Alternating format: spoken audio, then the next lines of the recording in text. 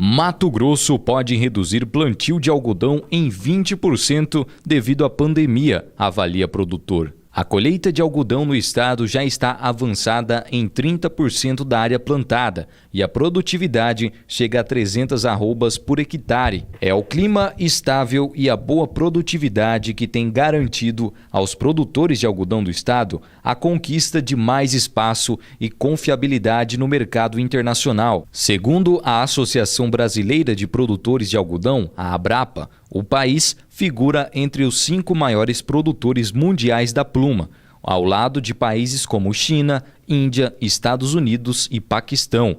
Mato Grosso se destaca pela qualidade e alta produtividade, sendo responsável por 70% do que é colhido no Brasil. Apesar disso, as dificuldades enfrentadas diante a queda da demanda gerada pela pandemia da Covid-19 devem impactar o setor.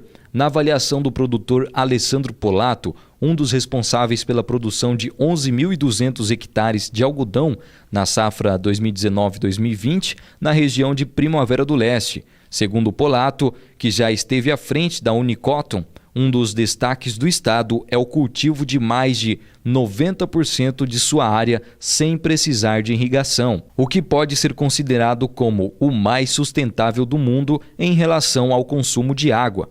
Em entrevista, o produtor fala sobre o histórico e os fatores que contribuíram para a conquista do produtor mato-grossense no cenário internacional. Avalia o mercado atual no contexto da pandemia e prevê impactos como a redução de 20% da área plantada para a próxima safra. O clima tem favorecido o andamento da colheita no estado. Mato Grosso se aproxima dos 30% da área colhida. A produtividade está bem alinhada com anos anteriores, entre 270 e 300 arroba por hectares. A qualidade, apesar de estarmos ainda no início, tem se mostrado muito boa. Polato diz ainda que Mato Grosso vem em uma constante de crescimento de área nos últimos 5 anos. Depois do início da guerra comercial entre Estados Unidos e China, no final de 2018, o Brasil se beneficiou, obtendo a China como principal destino da pluma. Com o andamento da fase 1 da negociação, no início de 2020, os Estados Unidos voltaram a retomar o mercado chinês com força.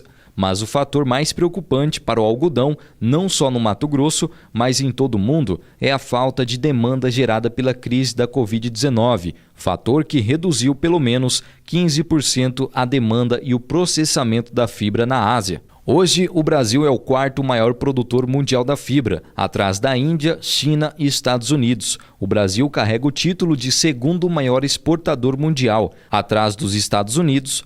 Mato Grosso é responsável por 70% da safra brasileira. A estabilidade climática e a possibilidade de cultivo da pluma em segunda safra é o que permite o estado manter esta elevada área.